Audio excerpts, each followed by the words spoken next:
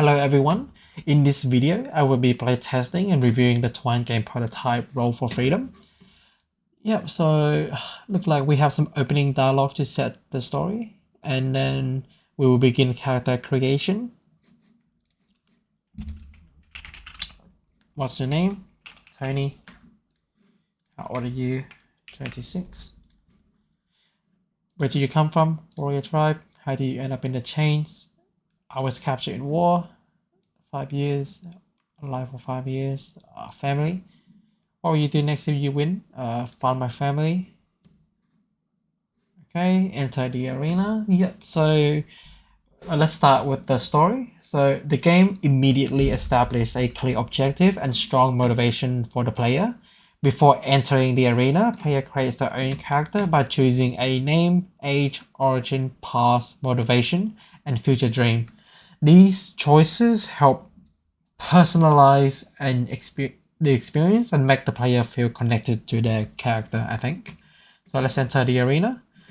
We have some artwork of the Colosseum, and the crowd chant Boris, so that's probably the enemy. And yep, let's begin the match. So we have an option to attack or defend. I will choose attack. Your Boris, I rolled a higher attack than his defense, so I'll do some damage. Yep. And let's do again. Let's try attacking. You roll 3. He defends, so no damage dealt there. Let's keep trying. 16. He rolled. Yep, I'll do 15 damage to him. So what if I choose defend here? So if I roll 2 and Boris attack 8, so he'll do 6 damage. Yep. Okay. Well, we have high health, so let's attack him again. You have 3, defend 4, no damage dealt. Attack 9, 4. You deal 5 damage. He's nearly dead now. But if he roll like a high number, I'll still die. Attack. You roll 5. Yeah, you roll attacks 11 damage. And I win. So Boris falls for the first time since entering the arena. The crowd erupts. Your final battle is over. After 26 years of living, you, Tony, are finally free. Yep, you think of your frozen valley where your story began. Yep, so I think this ties back into my character creation. So the ending depends. If I die, I'll probably get a different dialogue here. Yep, so that really creates immersion, I think. Yep, and now let's go to the mechanic. The core gameplay revolves around simple turn-based combat system. During each round, the player chooses whether to attack or defend. Both the player and the opponent then roll a virtual die to determine the outcome of their actions. This, I feel, introduced an element of chance and uncertainty, making each combat encounter feel very different. The combat system is very easy to understand in my opinion.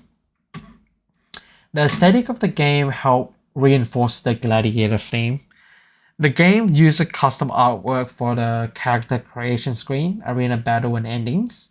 The color palette and visual design create an atmosphere that reflects the harsh environment of the Colosseum. Although because the game had no audio or music, I think some audio would further improve the aesthetic of the game. For the technology, the game is made using Twine engine. In this prototype, Twine is used to store character information, manage combat statistics such as health and dice rolls, and generate personalized endings based on the player's decision. The use of variables and condition logic shows how Twine can support both storytelling and gameplay mechanics within a single system. I accessed this game using my computer, and throughout the game, I only need to use my mouse to click the text to progress the game. And that's it for my analysis of Roll for Freedom. Thank you.